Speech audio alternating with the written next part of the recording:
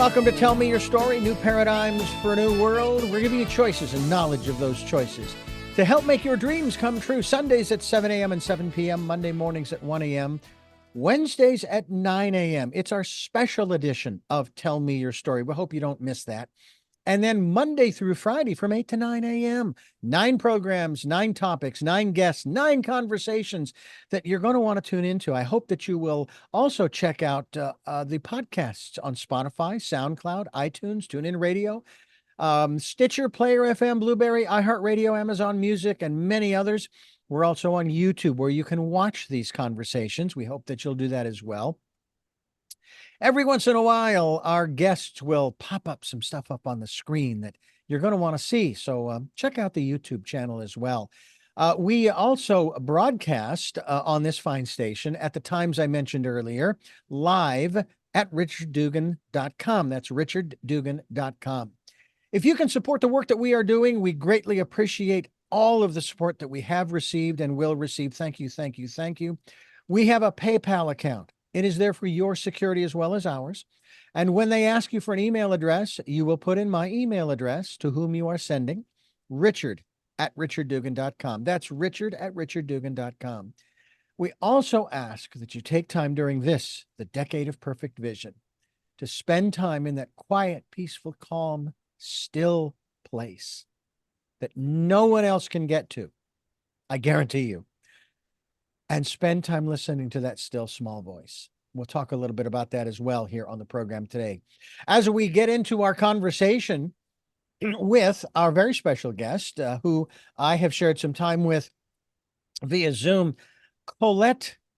Her name is Denise Colette. The Colette Technique is what we're going to be talking about. And it was created by she, the founder, her quest for healing from childhood trauma and addiction, and in her journey through several years of and forms of healing therapies, she realized that she was not getting better. We'll find out about that as well. I can also attest to that whole process myself, going through many different personal growth and development programs during the 80s and 90s, and thinking, okay, I would say the one thing that I am I don't want to say I'm completely free of it and clear of it. Victimhood. That was the big theme back in the early 80s, was victimhood in these programs. You know, we got to get rid of the victimhood. Although we weren't the victim anymore. Now it was our parents' fault. It was our teacher's fault. It was somebody else's fault. And then we got into codependency, that kind of issue in the late 80s into the 90s. Finally, we transitioned into interdependence. I coined I'll call it sort of the religious phrase, interdependentism, okay? Like Catholicism or Presbyterianism, what have you. Then, of course, it reared its ugly head in a big way in 2015.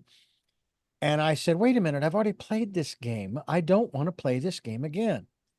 Well, one of the subjects we're going to talk about, hey, I have to admit, it's still part of the victimhood mentality. And we're going to see what we can do to release ourselves from that, release you, release me from that concept. And we want to welcome Denise Colette to our program. Thank you so much. Number one, for the session we shared, but also number two, for being here on Tell Me Your Story. Thank you so much. And just so you know, my work is Denise Colette, or the work is the Colette Technique, but my name is Denise Colette Lamoureux. Lamoureux. Yeah. And I'm just curious, it seems to me it's all French. It is. And Colette is my middle name. So it's Denise Colette Lamoureux. Lamoureux. Well, welcome. Thank you for being with us. And I did also want to say, I love the fact that you have 9 shows, 9 this, 9 that, 9 that, because 9, of course, is considered the number of the divine. 100. Yeah, mala beads are always 108. And you and I were talking earlier about doing an abundance healing for your listeners today. And whenever I charge anything or whenever I donate anything, I always do it in a 9. So whether it's 27 or 36 or 108 or 8, 81. And so I love that. because it said that 9 is the circle of the divine, whatever the divine might be to anybody, and that the line down is the bringing it to the physical plane. Hmm. Yeah. Well, and that's appropriate, I guess, also considering the fact that I haven't turned 64 yet. I'm still 63, which totals out to 9 for what Nice. that's worth. For what that's worth. Yeah. Yeah, it's worth a lot, actually. It's Wonderful. worth a lot. What's your birthday? 6/26, Six, 1960. A lot of six, sixes in there. so 6/26, 26 is an 8, and 6 is 12, 14, which makes it a 5, and Hmm. 2024 is a 7, right? 22. No, is it 4? Is it 8? So Yeah. 5, 8, Mhm. 12, 13, 12, 13, 14, 15. You're in a 6 year. Mhm. So you're going into lots of joy, lots of, so when you hit, but here's the thing, when you hit your 65, which is coming up, I think we have close birthdays, right? Mhm. Mhm. You're going into your 7 year. Money, luck, luck, luck, luck. And your 8 year is money, money, money, money, money. Well, I'm So ready. I am ready. you are ready. And I, believe me, my 8 year was money, money, money, yeah. money, money. And my 7 year was luck, luck, luck, luck, luck. Yeah. So, and everybody I know when they get into their 8 year, oh my God, it's time. Mm, It's time. absolutely. So, should I tell you a little bit about myself? Well, that's kind of the first thing. What is it? What is it? What was the catalyst? Was it specifically the Yeah. traumas that you Well, experienced? I owned a restaurant for 26 years. I bought it in 1989. Mhm. I'll be 65 in August. And back then in 1989, women didn't buy restaurants, but I Mhm. did. And I got married really young. I got married and I had 2 boys. They're now 31 and 34. And then and I divorced when my children were really little. So it was just me and my kids. And I really worked hard and I was really starting to make some great money, because it was really important to me to support myself and my children. And as time was going on and I was doing really well, on the outside, Richard, I had all the stuff. I bought myself this little house in Westport. I had a Mercedes. We rented a ski condo, right? So, and I was really the toast of the town. So I should have felt amazing. But I suffered from panic attacks, anxiety, always waiting for the other shoe to drop, Mm. constantly in survival mode, and no idea why, because we didn't talk about our childhoods back then. And never did I hear the word trauma. So here I am in this restaurant. And so I decide that I can find that Chardonnay helps get rid of my anxiety. Oh, this is just amazing. So now I'm being even more successful because I don't have any anxiety anymore. And I'm doing the local television's cooking segment occasionally. And I'm just doing all kinds of things, but I'm not getting better. So I went off in search of Eastern medicine because I saw myself starting to become an alcohol abuser like my mother, my father, my brothers, my sisters, right? And I went off in search of Eastern medicine. Now we're talking 1996 to 2005. Mhm. It was considered voodoo, right? You and I talked about yesterday how cutting edge you were to do the S stuff that you did. Like it was considered voodoo back then. Oh yeah. Oh yeah. So to study, I would have to travel into the backwoods of Maine and Rhode Island for famous people. So I became a Reiki master, a medium, you name it, I'm certified in it, right? And I was never trying to become a healer. I just wanted to feel better. Hmm. And then one day, the building, which was behind my restaurant, which was my office, my liquor room, my food storage, got struck by lightning and burned to the ground. Wow. Wow. But again, it's 2005. I have no idea about divine intervention, Mhm. right? It's not crossing my mind. I got to build a building for zoning. So I build this building, which I could tell you story after story about how it came out wrong, how it was miracle built. But when it was finished, it was the most beautiful thing I'd ever seen. And it was supposed to be a storage dormer. So I thought, well, what am I going to do with it? Like, I can't put food and booze in it. So at that time, some of my friends are starting to become Reiki masters and mediums and already are certainly. And I'm like, why don't you use the second floor of my space? And within 2 months, I had the busiest wellness center in the state of Connecticut. People were coming from all over the world. Healers were coming from all over the world. It was wild. We were doing fire ceremonies and pujas, and we had gurus, and it was just wild. But I wasn't getting better. I was having a great time. I was immersed in Eastern medicine education. It was extraordinary. I wouldn't trade one bit of it, but I couldn't get sober. I'd get 4 months, I'd get 3 months, I'd get 2 months. I went off to India. I was gone in India for about 4 weeks, and then I drank the whole way home from India. So when I got home, I started to Google. I think Google was just starting to come out back then. And I came across a gentleman named Dr. Gabor Mate. Now, today, Dr. Gabor Mate is probably the world famous trauma and addiction doctor. But at the many national bestsellers, at the time, he had just done his first TED Talks. So I was able to get into classes that were 50 to 100 people. And so I sold the restaurant because I realized I couldn't stay sober owning a bar. That was a big one for me because I had 2 kids to finish getting through college. I sold the wellness center, and I spent 2 years traveling around studying everything, everywhere Dr. Mate was, every recovery center, addiction center, every trauma conference. There I was. That was it. I never picked up a drink again. Like, I learned so much in that time about trauma and what happened in my childhood, and how, of course, I would not be able to handle a healthy relationship. How, of course, I was terrified something bad was going to happen to me. How, of course, I was in survival mode, because that's how I grew up. Mm. And so after studying with Dr. Mate, I started to study some of Dispenza's work, brain neurobiological, started to understand how then the trauma would work in the body, the trauma would work in the brain. And of course, to see the way trauma, if not healed and if not expressed, causes illness. It'll cause emotional illness, and everybody kind of gets that now, but Mhm. it causes physical illness, because there's a part of your brain called the amygdala. And as soon as so the amygdala is sort of built so that when trauma comes in, if it's too much for the child, it goes right into the amygdala, and the amygdala will either suppress it or repress it. One's conscious, one's unconscious. When it suppresses or represses, it suppresses the immune system at the same time.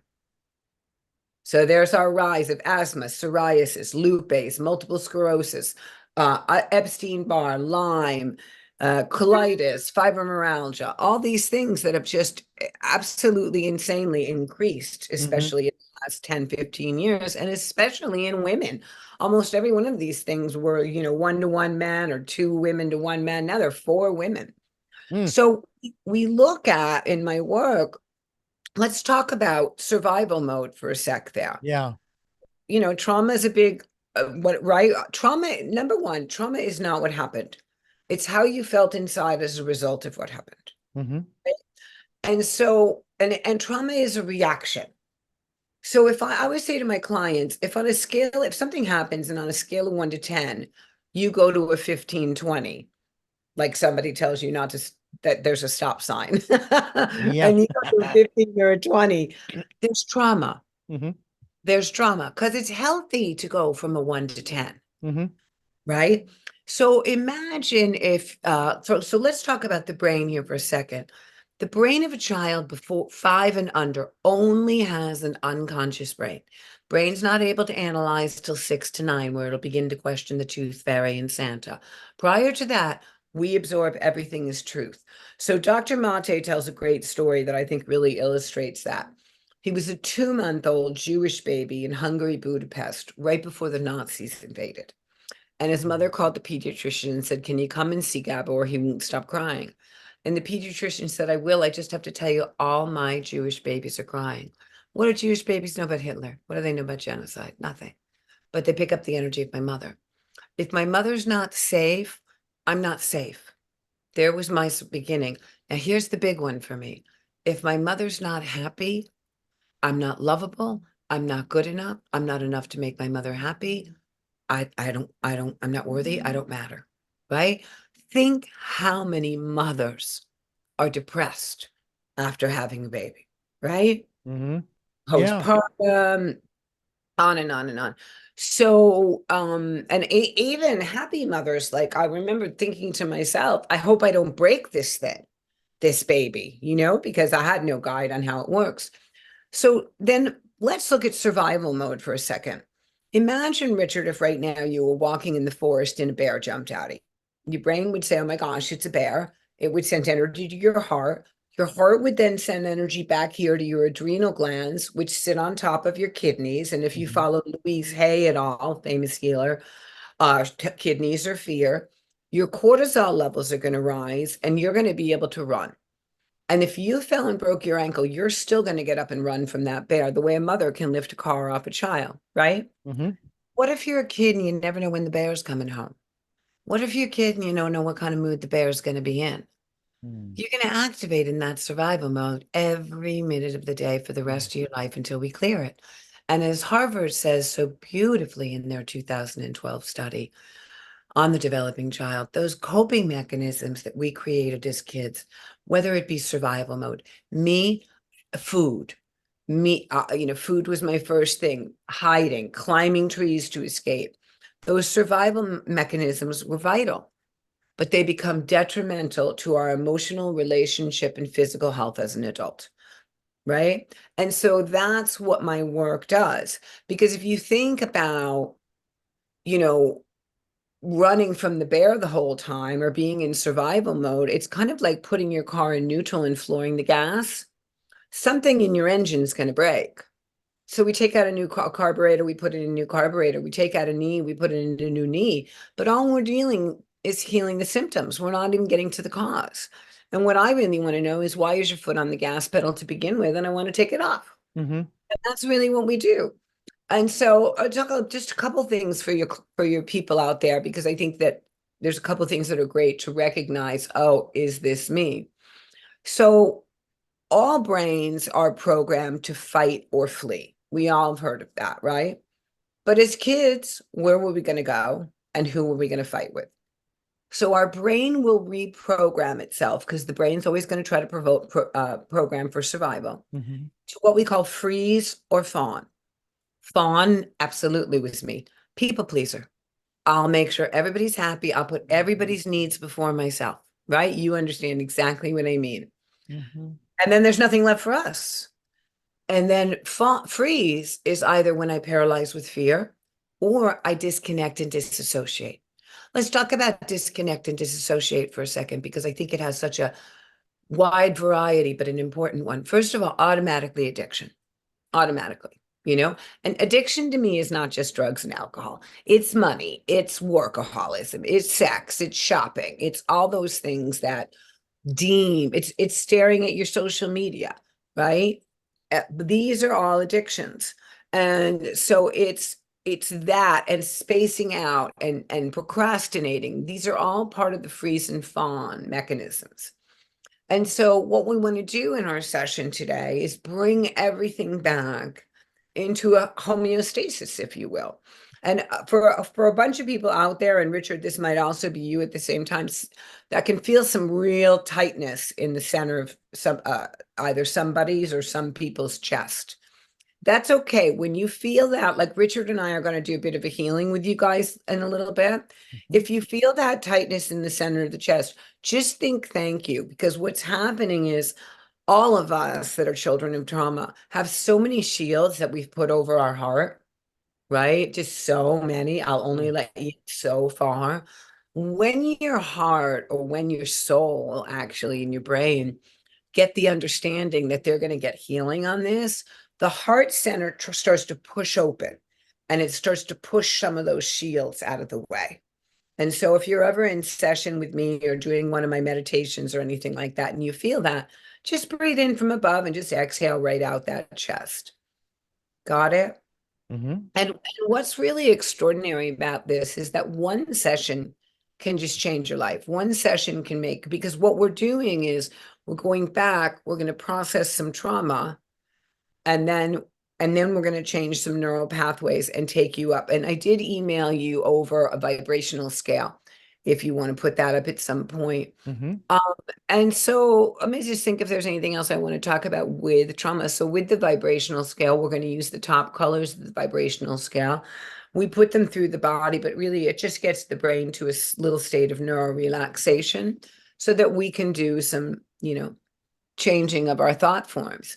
And the beautiful thing is, when you change these thought forms or when you go up that vibrational scale, everything changes because you're at a different vibration. So we can talk about the law of attraction, we can talk about the law of vibration, we can talk about all those things. That's great, that's wonderful. But it's science. There you go. Thank you. It's science. This is what the measurements are of these frequencies. So if you could take us all the way down there, perfect. We talked a lot about shame yesterday, Mm-hmm. seeing shame and guilt and apathy and despair, which is basically depression, right? And grief and fear. See all these lower vibrations, right? Okay, so think of them two ways. Think of them as the pebble in the pond. So let's say we're going to use shame versus we're gonna work on money and wealth for people today. So let's use shame and wealth, shame and love. Okay. So shame's got a vibration of 20. So if I take a pebble and it's full of shame and I drop it into a pond, it's only going to go out that 20, right? So Mm-hmm. the opportunities for wealth that I'm going to get have to be in that little 20. Now, if you bring it down and you get yourself to the vibration of love, which is 500, and you take a rock and a pebble of 500 and you drop it in that pond, well, now how far are those ripples going to go out? Immensely. Mm. And that's where you're going to see that insurance policy you didn't know about, or you're going to get that pension that somebody from another company calls you, or you're going to find $100 bill on the ground, or you're going to notice a 20 in your pocket, and somebody's going to call you and say, hey, I owe you this money. It's because of the width. This is quantum physics, right? It's because of the width of all that. And so when these ripples go out, we want to have them going as wide as we can. And the other way I look at it is if it was a light bulb and I had a little pull string here and I had a 20-watt bulb and I pulled that string, it would make a perfect circle on the floor of the things I need to clean up. But if I vibrated at love and that would be my light bulb, and when I pull that string, imagine how much brighter everything's going to be for me to see, what do I need to clean? What do I need to clean to bring more money in? And Richard, I don't think we talked about Dr. Bruce Lipton. So Dr. Bruce Lipton, he wrote The Biology of Belief, extraordinary man.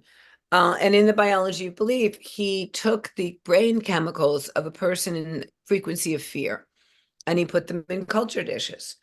And no, I'm sorry, he took the brain chemicals of a person in love and he put them in culture dishes, and he couldn't believe how much they multiplied and multiplied and multiplied. Mm. And then he took the brain chemicals of a person in fear and he put them in the same kind of culture dishes, and not one multiplied. Mm. Fear freezes, fear halts, fear doesn't grow. And where I love this work is not just in the emotional end of it, but in the physical healing, because in that frequency of fear, if none of my hemoglobins or my healthy blood cells are multiplying, well, then how well am I going to fight off a virus? How well am I going to fight off a cancer? How well am I going to fight off, Epstein-Barr? But if my healthy blood cells are just continually increasing and increasing and increasing in a higher vibration of love, well, there's a much better chance of me staying healthy. Mm. So Dr. Joe Dispenza, for anybody who knows his work, he's been taking blood pre and post a week-long workshop. And then the University of California, San Diego is doing the research. And they're seeing an increase in 50% in just 7 days of hemoglobins. I mean, it's just extraordinary. Mm. And Einstein had said many years ago, in the future, all illness will be healed by frequency. We're there. Yeah. So we're going to get ready, I think, in a minute to get started. And the other thing I did want to say is, how does this work? How does my work work? So Einstein says no conflict can be resolved at the same frequency, the same thinking, the same consciousness in which it was created. That's what we're changing. So when we go in and we get these traumas, we're going to change the vibration that they were created in. And that's what lifts it up so quickly. And then you'll see how we go, and then we'll bring everybody to the waterfall, we'll merge. Why are we merging the different parts of ourselves, the younger parts of ourselves? Because they're parts of our brain. They're parts of our brain that are still hanging out there, whether they're 7 years old, 5 years old, 3, doesn't matter. But they're there and they're acting and reacting their temper tantrums. Right? Okay. Does that make any sense? Any questions on that? It does. Well, I would share with you two experiences that happened 15 years apart for me in this career of mine. Love it. Back in the early 90s, at the station I was working for at the time happened to be a Christian radio station. I do preface by saying that it was the best education I was ever paid for, because it was like going to college, because I learned a lot of stuff about a lot of stuff. Yeah. Anyway, the boss, my general manager at the time, who, by the way, lived by the philosophy of the law of diminishing returns. And I just couldn't buy into that, because it was contrary to providing the kind of, shall we say, service to our clients and my prospective project clients and so forth. So anyway, we were working out of our transmitter site. And at the time, it was way out to the west of central Phoenix, in the farm fields, literally along the railroad tracks, the Southern Pacific Railroad tracks. And he decided one day that, we're going to redesign the talk studio and control room, so that it's more efficient and so forth and so on. So guy came in, he built the countertops, blah, blah, blah, blah. We moved furniture around, this and that and the other thing. And the last thing he said to me before he left to go back downtown, he says, "Don't move anything unless you get my permission," which I thought was rather interesting, rather controlling, but hey, he's the boss. Okay, fine.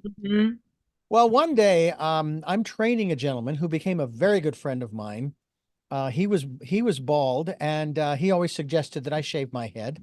Well, at the time, I wasn't quite ready to do that. Eventually I did, and he referred to me as his bald brother. And he's sitting in there in a chair, and I am moving furniture around, and I'm vacuuming. I am cleaning, because we didn't have a cleaning service. That was part of our task. Well, guess who shows up? The general manager. And he blows a gasket. All right. And he takes me, literally, it's on the other side of the wall where our transmitters are. And he, in essence, reams me a new one. I could not sleep for 3 days. And finally I called him and I said, "Look, we have to talk. I need you to come out here and we have to talk." Because in an effort to respond to him at that moment, I completely forgot why I had moved the furniture in the first place. Well, it was to clean. I wasn't going to leave it where it was. So we had this conversation. I explained to him what I was doing, why the furniture had been moved, and he was quite literally beyond apologetic. So at least he owned it. All right, 15 years later, I am now working for a news station owned by a corporation out of Florida. That corporation also bought the radio station I had been working for back 15 years earlier. Wow. And we all moved into a brand new building together. They put in all of the wiring. There was nothing in there. So it was all put in by the techs and everything. And I, being the operations manager, I have to make sure that we stay on the air. And the chief engineer, a new guy that I had never met before out of LA, kept saying, "No, we need to flip the switch and move over to this other system." And I said, "According to the manufacturer of both the software and the hardware that we're dealing with, says we have to wait for the code. We haven't gotten the code yet." Okay. So the upshot was He quit.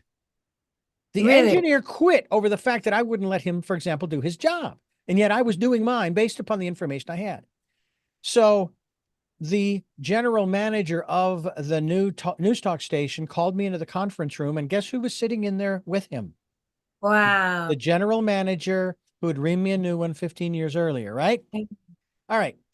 Well, this time, as I'm sitting there, I sit in what's called open body posture, which is similar to what you're going to ask some of the folks who are not driving to do, sitting in a receivership with palms up. I sat with palms down on my knees, on my thighs, what have you. And I was just sitting there taking it in, not exactly taking it in, but at least being open to what the GM number 2 was saying and just Yeah. going nuts, walking around the conference, that whole thing. Mhm. I had to do everything in my power not to laugh, Mm. because first of all, I knew that it wasn't a question of ego. I'm right and he's wrong. It was, I'm doing the job I was hired to do, and so forth and so on. So, um, when it was all over, he says, "Do you understand that?" I said, "Absolutely. I understand. I don't agree. I didn't say that, but I understand." Well, turns out the upshot of the situation with this other engineer was that, yes, he was correct, but based upon the information I had been given by both manufacturers, I wasn't going to allow the switch to be flipped. Turns Mm. out we could have, Mm. because our system would have functioned just fine as far as the software is concerned. We just would not have had full access to the hardware. That was kind of Mm. the upshot. Well, if Mhm. that had been explained to me, I would have said, flip the switch, go for it. Mhm. Mhm. So those were two situations where, on the one hand, I was completely debilitated for 3 days. Mm. And it didn't even take 3 seconds for me to realize I've Yeah. been here before and I'm not going to Yeah. react. And that's Yeah. something along the lines of what you offer folks through the Colette technique, but you're doing it, as you've already stated, by going into, how do I feel about, shall we say, what happened? How was I affected? Not what did anybody else say or do or Right. think, because it Right. doesn't have anything to do with them. No, Uh, it's about asking the younger version of the self. exactly. How are you? And we're going to get into that in just a couple of moments. I just want to remind our listeners, we are talking with Denise Colette, and I want to get the last name pronounced correctly. Lamoureux. Lamoureux. Lamoureux. Okay, with an O. Okay, Lamoureux. And that's Denise Colette Lamoureux. The website, by the way, is denisecolette.com. That's DeniseColette.com. We'll be linked to that website so that you folks can go to denisecolette.com, find out more about the work that she does. And of course, usually, ladies and gentlemen, our guests have books and that kind of thing. Well, we're not promoting a book here. We're promoting her technique, if you will. We're talking about her technique. We're talking about, on this program, as always, the various modalities that people have created or discovered and use in their own lives to share with others. How to, as we like to say, give you choices and knowledge of those choices to help make your dreams come true. I would venture, Denise, that in the process, some folks haven't yet found their life's purpose, and that through this process, this technique, your technique, they're able to get in touch with that and realize, oh, won't discount what I've learned up to this point in an area that I really had no business in. It wasn't really my life's purpose, but I'm going to glean from that and move forward to go, this is the direction I need to go, as opposed to the direction I've been going. And I think of 2008-9, when we had the big economic upturn and thousands of people lost their jobs. My first thought wasn't, oh my God, the economy. My first thought was, I wonder how many of those people hated the job they were in. And entrepreneurism exploded after that. Mhm. And people were probably doing incredible stuff. And the same thing, in my opinion, happened when we had the shutdown 4 years ago. People realized, oh, well, I can't do what I normally do, and some of them couldn't work remotely, so I'm going to do something else. And some people even stepped up, setting aside all of the conspiracy garbage, and said, you know what? I'm going to try to help other people. So I'm going to make some of that. I think the initials were PPE, for masks and gloves and gowns and this and that and the other thing. I'm going to see if I can't help. So they got involved in their community locally. One of my favorite scenes, maybe you remember this, in New York City at shift change. There was a line of people on either side of the walkway or the driveway of the hospital. Everybody seemed to be masked or what have you. And as people came, the doctors, nurses, and so forth came out, medical staff came out to go home to get some rest, they were applauded. They Mhm. were applauded. From the windows, from the Yeah. floor, Oh, from the ground. yeah. And the fact of the matter That is was love. their hearts and the hearts of those of all of the people coming out, as well as standing there applauding and singing and playing the music and what have you, their hearts were all in the right place. That's the real important aspect of this, isn't it? Is that one's Yeah, heart you has to know, be in the right place. yeah, and I think two things on that. When you're releasing trauma and you're getting rid of processing trauma, releasing it, however you want to call it, it doesn't Hmm. matter to me. You're releasing I'm not good enough, or you're releasing I'm not worthy, or you're releasing it's never going to happen for me, everybody else gets. And these are old programs that, again, were created at a very early age. So when we clear those, that thought of, you know what, I might like to start my own business Hmm. can come out. But you can think as much as you want. I'd love to start a little restaurant somewhere. I'd love to start a little restaurant. I wouldn't be able to handle it. It would be too much. I wouldn't be good enough. Who would want to come into my food, right? Hmm. That's those lower vibrations. Hmm. Get rid of those lower vibrations by releasing the trauma neural networks, which is what we're going to do. And we go up in vibration. Well, at 500, love would say, or even let's just go with acceptance, or willingness. Yeah. I'm going to be willing to give it a shot. Yeah. I'm going to see how it goes. Sure. Because it's our attitude and our emotions that are going to do it. And as far as your thoughts on COVID, one of the things that we found, because yes, I think a lot of people, I've been an entrepreneur all my life. So I think a lot of people went into entrepreneurship and a lot of great things came out of that, in addition to being able to work home more. Hmm. But during the time, one of the reasons why those people were so applauded, and I don't know if you remember, Cuomo used to do a newscast every Yeah. day I remember. to it, right?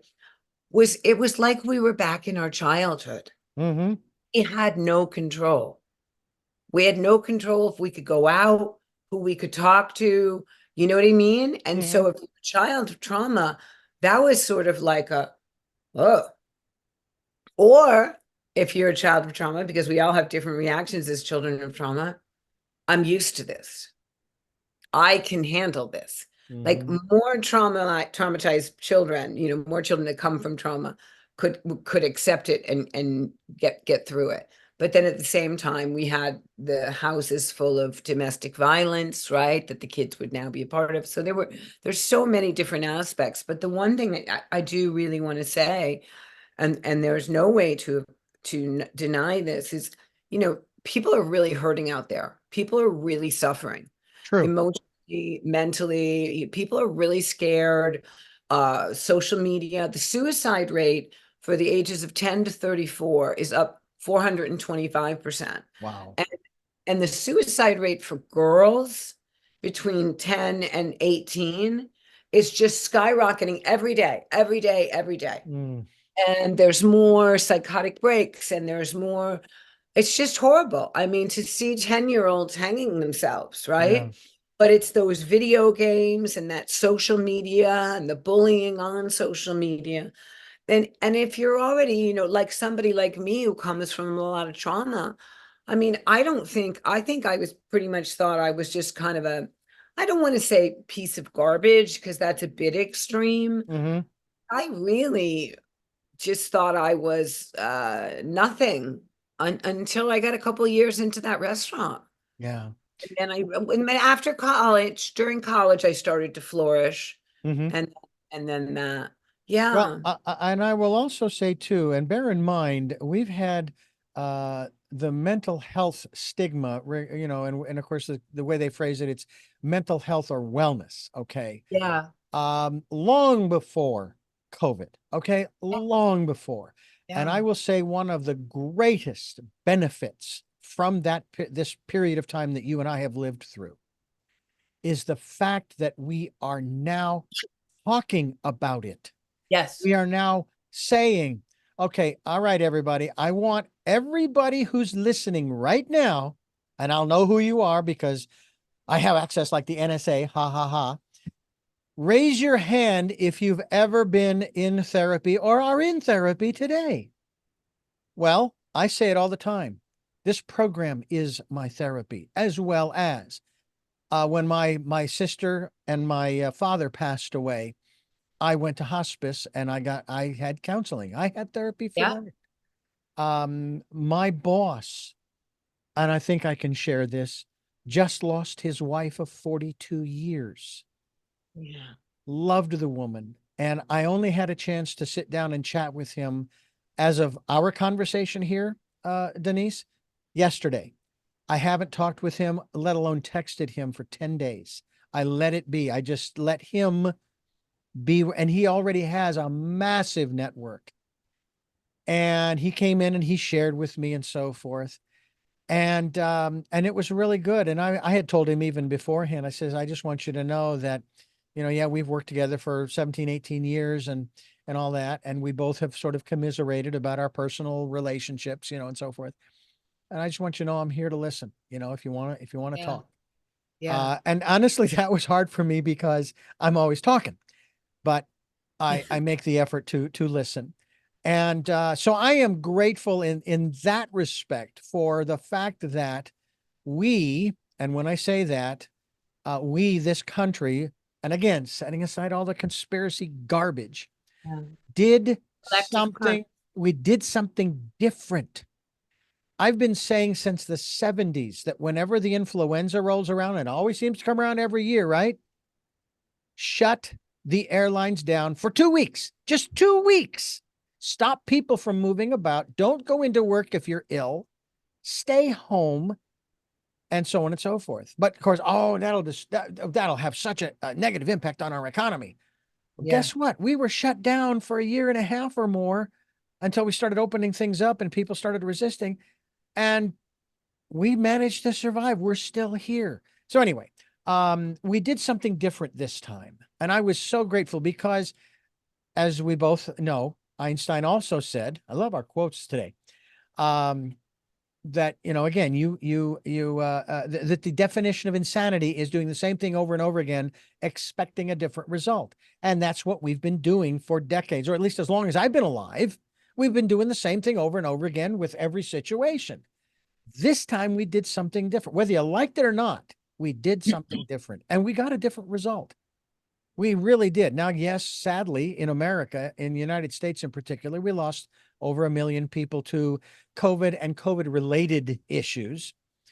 But that also brought up what you've already talked about, Denise, and that is that with the traumas that we've all experienced in our lives, many people, and I think there was a study done, and since we were talking about New York, about a year and a half in, they did some quick research on the people who had passed. Of those who died directly from the virus versus those who died because of underlying conditions that the virus took advantage of. Well, those underlying conditions were some of the ones that you've already listed that were caused by the traumas that those people hadn't gotten through. and And don't forget that with yeah, a weakened immune system, the COVID is going to just spread everywhere. exactly. And stress is going to increase the weakness of an immune system. Yeah. And the time before all this happened, the whole world was in stress. So it Yeah. just blew right through the whole world. Yeah. Well, we're going to continue on here. Matter of fact, as we continue talking with Denise Colette Lamoureux, we are going to have her take us through a session.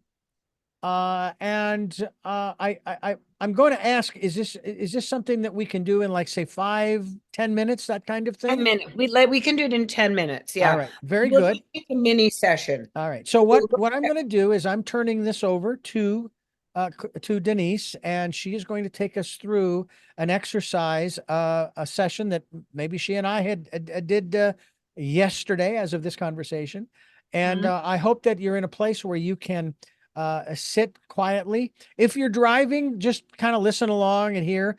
Go to the podcast and pick it up when you get home, and listen to it again, and so forth. And so at this particular point here on Tell Me Your Story, I'm Richard Dugan, your host. Our guest is Denise Colette, and we're going to have her take us through a session that incorporates the Colette technique. Denise, go Great. right ahead. Okay, so I think because we were talking earlier about making it a session where we could help people bring more abundance, more wealth into their life, and abundance, of course, can be health or love also, that we're going to do one on probably like unworthiness or not good enough or something like that. Because because of time, we'll just go for one trauma, okay? So I would like everybody, if you're not driving, to sit with a nice straight spine. And if you can have your palms on your hands on your lap with your palms up in a state of receivership, that's great. But it's not going to wreck it if you can't. So please don't worry if you have a straight spine and a steering wheel in your hand. I'm okay. And I would like you to close your eyes, although those of you who are driving, please don't close your Please eyes. do not. Please do not. And we're just going to start to breathe in some white light from above, exhaling it through the body. And at some point, I'm going to have you repeat something after me, like body, I command, you show me what happened here. And then I'm going to say to you, tell me where you are. And because I can't see any of you, I'm just going to say, do you have a place? Do you have an age? Are you seeing yourself somewhere? Bring the present day self there, and we'll take it from there. Okay. All right. So breathing in some more white light, exhaling it down the body, and we're just going to do a very quick invocation, which just gets all the energy that we need in here.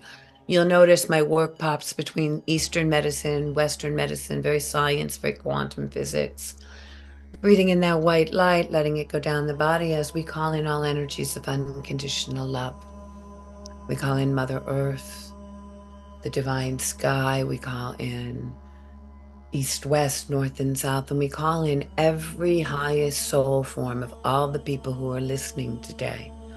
We call in Mother Narayani, Mother Earth again, and we ask to be clear channels with your highest soul forms, clear channels of your spiritual hierarchy, and clear channels of divine love, divine light, divine healing, and divine peace, and with divine grace. So be it. And creating above your head a beautiful emerald green light. And then just breathe in the energy of the green light, letting it go down the body, letting it go back into the earth. Creating a very beautiful sky blue light above the head. Breathing in that frequency of love. And on the exhale, send that light down the body, letting that go into the core of the earth. And then creating a very violet purple light above your head. Breathing in the energy of the purple light. And on the exhale, send the purple light down the body, back into the earth.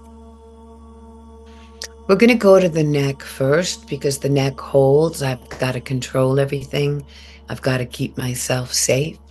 And so I want you to breathe in a gold pillar of light, laser of light, if you will, down to the neck. And on the exhale, I just want you to exhale that gold light all over the neck. And then I want you to just repeat after me. Show me, body, where this started. Body, take me to the moment that this started. Show me what happened here. Body, show me now. And your brain should begin to let me know what you're seeing, what you're thinking. Richard, you can keep it to yourself. Seeing what you're thinking, what you're remembering, what's coming to mind. And you're probably seeing an age or a room, a bedroom, a classroom, back of seat of a car, wherever you might be. Let your body go back as far as it needs. And I want you to see the situation there, and I want you to freeze everybody and everything except the younger version of yourself. I want you to bring the present day self over to the younger version, and I want you to sit right next to them. And I want you to silently ask them, what are they feeling? How are they feeling? And see if they're feeling unworthy. See if they're feeling scared. See if they're feeling not good enough. Tell them whatever they feel, it's okay with us. And see if you can get their emotion, either sadness or grief. And when you can get what they feel and they're telling you what they feel, tell them you understand it completely, that you can still feel that way today, and that you've come here because we want to change it. We don't want to feel this way anymore.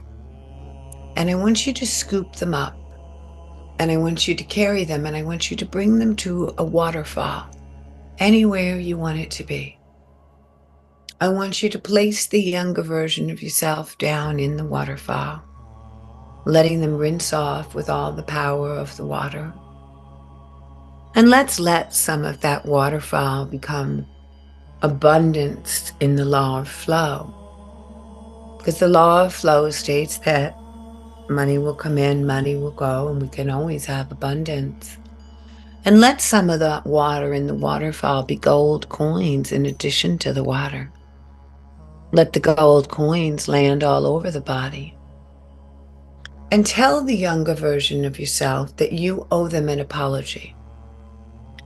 That you see that although they may not feel worthy, and they may feel scared, and they may feel like they're not good enough, that you've also been making them feel that way for many years.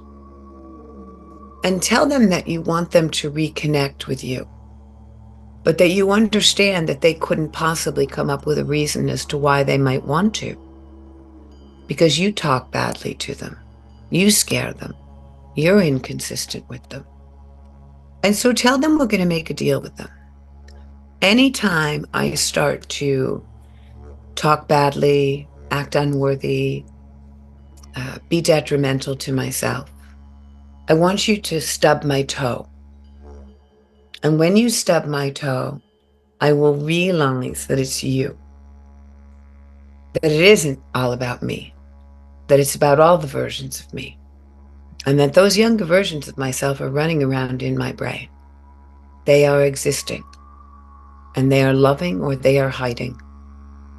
And so tell them you want to awaken them and reconnect them back in the brain, so that when you start to act poorly and they stub your toe, you will notice your behavior for the last few days.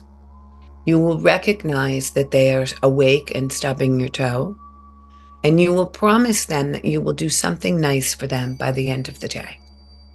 And something nice for them at the end of the day could be an ice cream, a cupcake, a good night's sleep, a bath. It doesn't have to be anything big. It has to be simple for the mind and the love of child. And under those conditions, ask them if they would be willing to merge back into you. And they love holding the power of the stub toe, so breathe them back into the center of your chest. And then it is just you in the waterfall, and I want you to start to take a quick rinse off, starting to walk out of the waterfall, walking into an incredibly golden ray of yellow light coming down from above. And let the magnetic field of that central sun pull you upwards by the center of your chest, opening up the shields that say, I'm not good enough, opening up the shields that say, I'm not worthy, and letting the light in. Letting the light in. Buddha says, light the lamp within. Jesus says, the kingdom of God lies within. Light the lamp within. Shine from the center of my chest so all the money can come in that matches me. And then as you're sitting in that sun, I want you to let that sun turn about 180 degrees. And I want you to look out on the night sky. And I want you to climb out of your central sun. And I want you to see that there's a star that you think is absolutely beautiful. I want you to climb in it. I want you to get your head in it, your legs in it, your arms in it. And I want you to remember that it was said in ancient times that every star in the sky is the soul of one of us down here. And that some of us shine brighter as to lead others out of the darkness. Now, I don't have a scientific study on that, but I like that. And so I want you to take your star and I want you to shimmy it about 3 or 4 feet forward.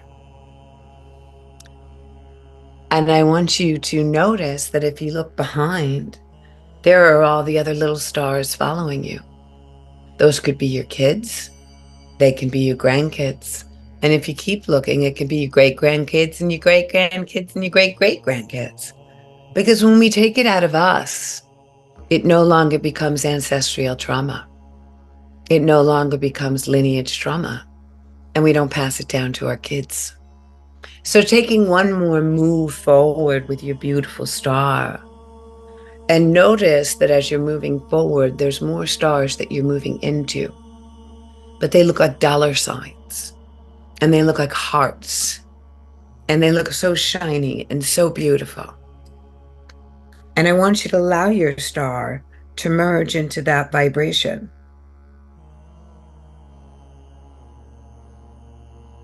Beautiful.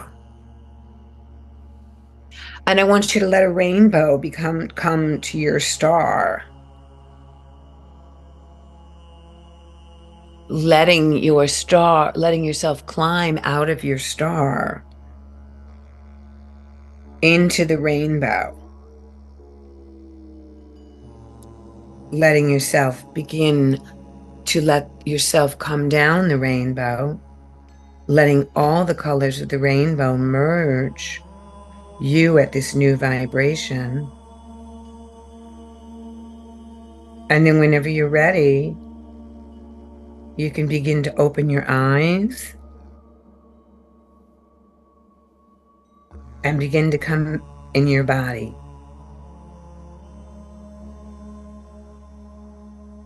And then try to take a look. Notice how you're feeling. Right? Notice how you're feeling. Now, is there any way for us to, I guess not. I was going to say, is there any way for us to send your listeners some meditations? If you go on my website, denisecolette.com, you can message me. Like you can I don't know if it's subscribe or what. It doesn't really matter to me. There's no fee or anything. You can just go on there and message me. Also, you could find me Denise Colette Lamoureux, although that's hard to spell, on Instagram. And I can send you some abundance meditations. So I'm happy to do that. They're all like 5 or 10 minutes long. And then the other thing is, if you also wanted to go on my website because you really weren't sure, do I have trauma? Do I not have trauma? There's 9 videos on addiction, 9 videos on trauma, and 9 videos on romantic relationships. They're not more than 2 minutes. So feel free to just go on that website and check out those videos because they can help you, right? So it's not just it's you can, you know what I mean? There's like answers in there also. So that can be helpful to people. Well, folks, we are going to be linked to her website. As a matter of fact, what we can do, Denise, is when I do post both the podcast and the video cast, you give me an email address that I can put into the description field. Right. Use the one you've got for me. Then I will use that one and we will have that set up so that it'll be in the description of both the YouTube and then, of course, all of the podcast locations will have it as well, her email address. and you can contact her through that email address. You can all, again, I highly recommend going to her website as well to Yeah, I check think out the that's going to be technique. better for Yeah. them. Yeah, Mhm. but either way, it'll be fine. Right. But we'll have both items there, and we encourage you folks to get in touch with her, because if you're trying to break through, I think that this is a technique that can truly help you. The It Colette changed my life. technique. Yeah. Yeah, it really did change my life. And I do want to say just very quick before you hang up, Hmm. if anybody finds themselves having some funky food cravings, Hmm. wanting to listen to different music, go for it. It's the age that you just returned to woke up in your brain.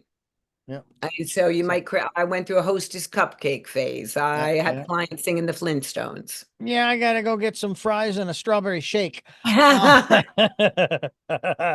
right, Um, great.